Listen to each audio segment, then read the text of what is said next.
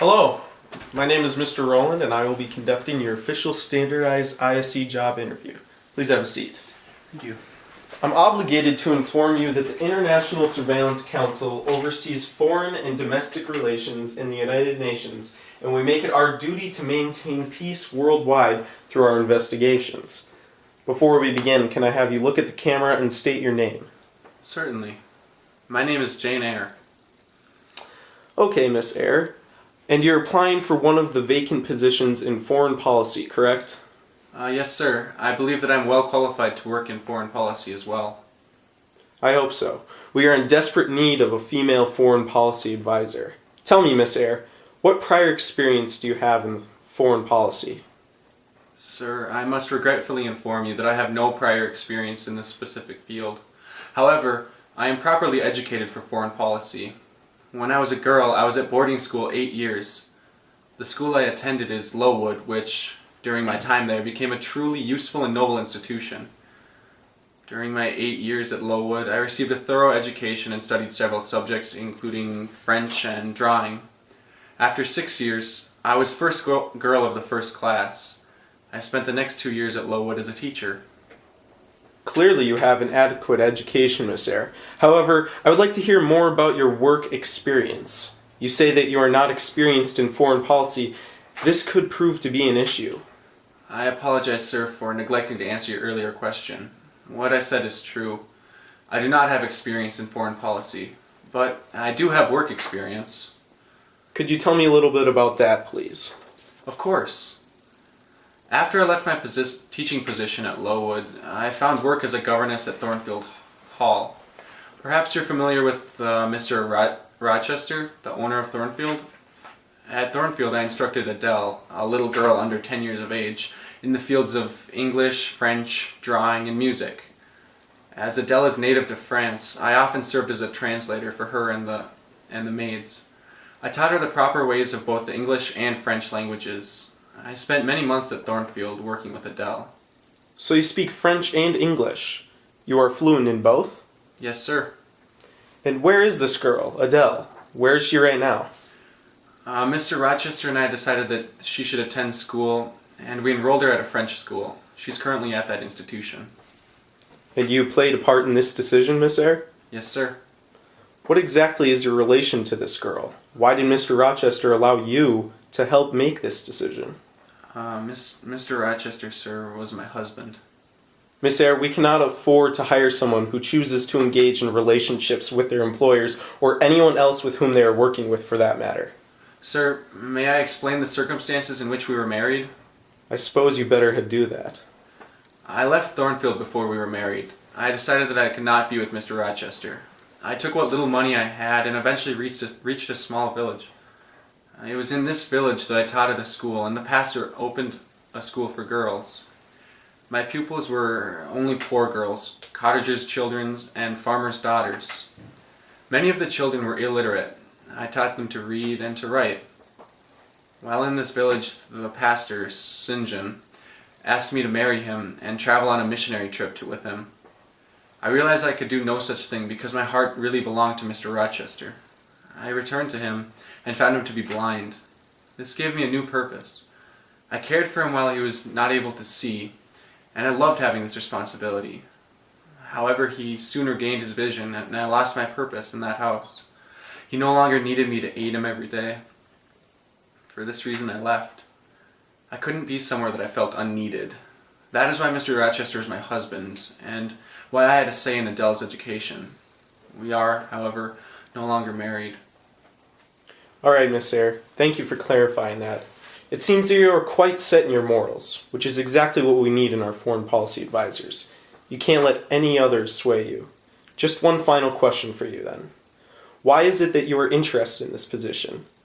It is quite different from your previous occupations. I suppose, sir, that it is nothing like teaching. However, I'm interested in this new job because of my current situation. I left Mr. Rochester because I felt the need to begin a new chapter in my life and to find a new purpose. I believe that the promise of a smooth career will allow me to quickly transition into this new phase without having any problems. Such an important job will give me great responsibility. This is something I truly need to feel. And it would be a smooth career indeed. Very good, Miss Eyre. Despite your lack of experience, you have presented yourself as quite an impressive candidate for the job. We will review all of your applications and notify you on our decision by the end of the week. Thank you, and good luck. Thank you for your time, sir.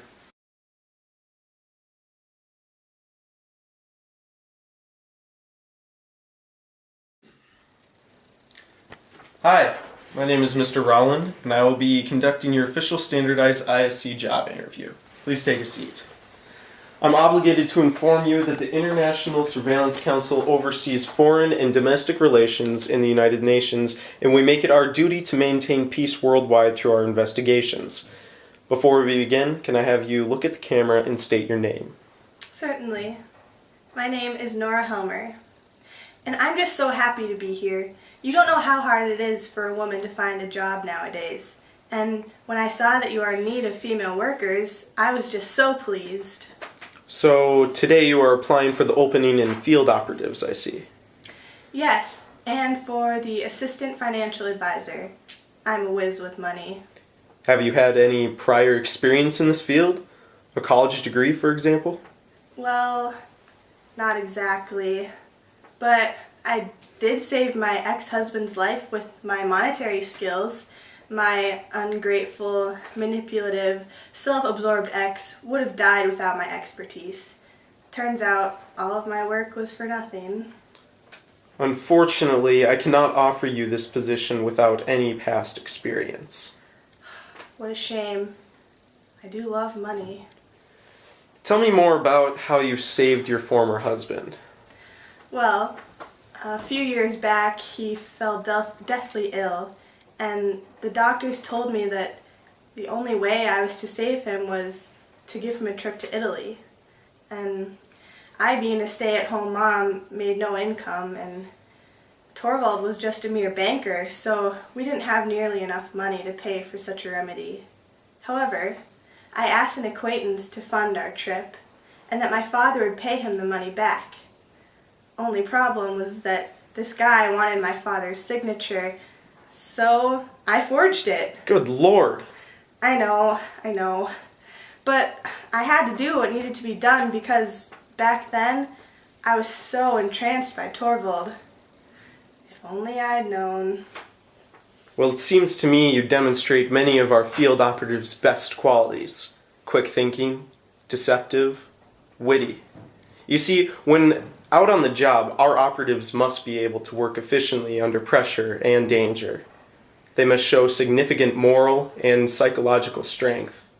Tell me again, why did you leave your husband? Well, this is a bit personal, but I suppose I do need the job. Well, Torvald was a good man. He always provided for the children and me, but our home was nothing but a playroom. I was his doll wife, just as at home I was Papa's doll wife. I thought it great fun when he played with me, but that was all our marriage was, a game. It was empty. Would you like some water? Yes, thank you.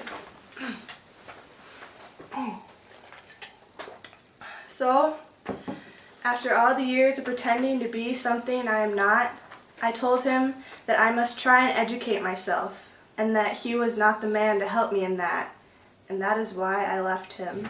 Wow, Nora, your past shows how strong you are, and it shows that you can make good decisions, even when under unsurmountable stress. You stayed with Torvald and even saved his life with your cunning behavior. This truly demonstrates your dedication and loyalty. Our field operatives are privy to information that is top secret, and if this information is compromised, it could lead to world war. Nora, you showed the ability to contain information when you lied about your father's signature, and based on the attributes you shared today, I think that you'd be a great fit as our newest ISC field operative. Wow, I never realized that I possessed all those skills. However, after further consideration, I now realize that one of my biggest motivations is to stop all forms of hate in this world. especially blackmail. You see, the acquaintance that I mentioned earlier who paid for Torvald's prescription, he blackmailed me and caused me much stress and displeasure. He is an awful person. If hired at the ISC, I will put my life towards stopping people like Krogstad. Furthermore, I want to rid the world of horrible people. I know that it is improbable that I alone can accomplish this feat, but I wish to avenge my dear friend whose father condemned him with his promiscuous behaviors. The more I contemplate about this position, the more excited I become about my possible future at ISC. This is very exciting to hear, Nora. We will need to conduct a background check before we can officially offer you the position, but I do look forward in staying in touch. Wow. Thanks, Mr. Roland. Are those macaroons?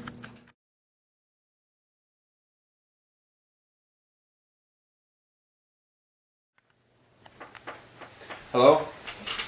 My name is Mr. Roland, and I will be conducting your official standardized ISC job interview. Please take a seat. I'm obligated to inform you that the International Surveillance Council oversees foreign and domestic relations in the United Nations, and we make it our duty to maintain peace worldwide through our investigations. Before we begin, can I have you look at the camera and state your name? I have no name. But I need to know something about the ISC first. Sir, I am conducting this interview, please. What job are you interested in applying for today? And why do you feel you deserve this position? What positions are open? Generally, sir, you should have that well figured out before requesting your official interview. This film will be analyzed by a panel of the ISC's most renowned employees, and we all take this very seriously. If this is some prank or practical joke, I'm going to have to ask you to leave because we cannot afford to have any time wasting at the world's most advanced surveillance agency. Please do me the favor of telling me what jobs are available in your corporation. We're currently looking for a replacement civil liberties attorney, field operative, foreign policy advisor, and an assistant financial advisor. I am sure you are well unqualified for any of these positions based on how this interview is going. What was the first word that you used? What was the word that you used in that first position? Turnby? These are all very prestigious positions. How on earth did you pass our written application and background check if you don't understand what attorney means? Ah, attorney, from the old French attorner, meaning to appoint. And since you seem unwilling to assist me right now, I can figure that a civil liberties attorney would represent those who do not have certain freedoms in their government and would work in the ISC's legal department to ensure that citizens around the world are represented fairly and equally. I remember reading some books about law a few weeks ago. That seems easy enough. No, our civil liberties attorney is generally considered one of the most intelligent men at the ISC, and if you didn't read the qualifications earlier, I'll read them to you now. Civil liberties attorney must have passed the bar exam in the 85th percentile or above. It doesn't look like you've even taken the pre-law classes.